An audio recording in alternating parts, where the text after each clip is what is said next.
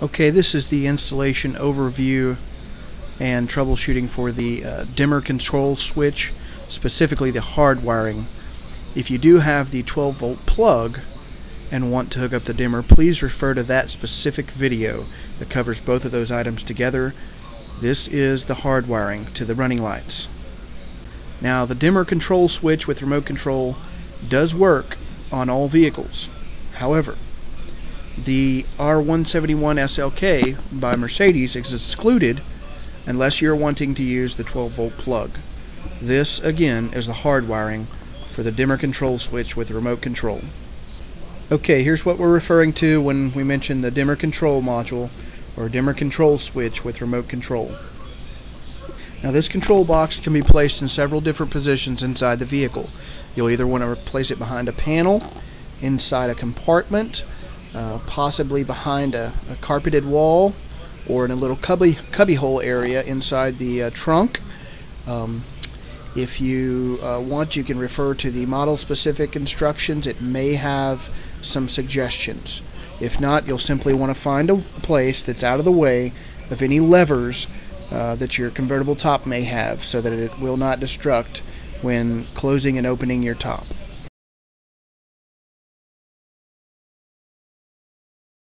Okay, with any of our standard wind restrictors, single color illumination, you'll see a red and black coming off, or a positive and negative coming off the windscreen.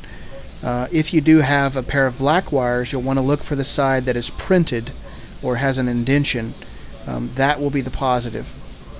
After the wind restrictor is installed, according to the model specific instructions that are contained in the box, simply take the positive and negative wire and connect it from the wind restrictor to the output side of the dimmer box. It is very important at this point that you connect it to the proper side of the dimmer control box.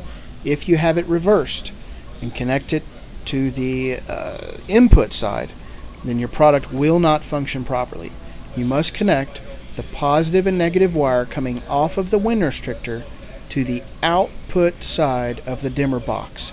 And please ensure that you have a very good connection inside the terminals. So on the output side, you'll put the negative to negative and the positive to positive.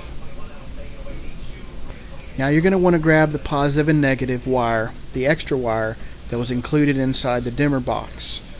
This you're going to attach to the input side, which is going to lead to the power source and the ground. So take that wire and attach it to the input side of the dimmer control box, opposite end of where you just attached the wires from the windscreen. Again, positive to positive and negative to negative on the input side. You're going to take the negative wire coming off the input side and ground it to the chassis, or wherever the model specific instructions that came in the box tell you to ground the product.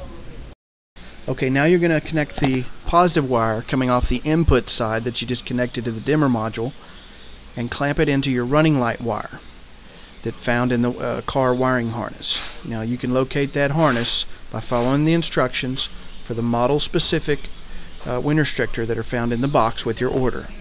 If you don't know how to use these clamps, please refer to our clamp video. It's very important at this point that you get a very good connection on the running light wire for the dimmer module, or it will not work. Also, equally as important is that you get a very good ground and a solid connection point. For troubleshooting purposes, it's very important that the output is connected to the wind restrictor, positive and negative, and the input is for your power source and the ground. If for some reason you cannot get the product to illuminate, you're going to want to check one of several things. First thing, you're going to want to make sure that you're holding the button down on the remote control. Now, the on-off button works when you just press it once, but you actually have to hold the button down for the up and down keys, or else you will not see a significant change in the illumination. And it may appear even to not work if you just simply press the button once, or press the button several times in a row.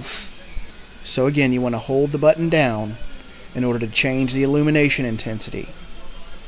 Also, with the dimmer control, If you're holding the button down, nothing is happening at all, the product is not illuminating, you do want to make sure that your headlights are on.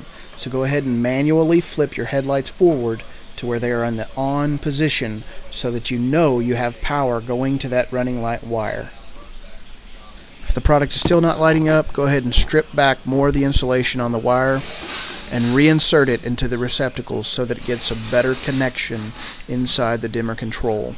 Then test the product again. If you feel like it's too much of a task to perform the work yourself, please take the product to your local dealership or stereo shop, or anybody basically that's familiar with positive and negative wiring. They may be able to assist you. If you do need assistance from us, please feel free to contact us via email at sales@windrestrictdoor.com. Good luck with your installation of your new wind restrictor.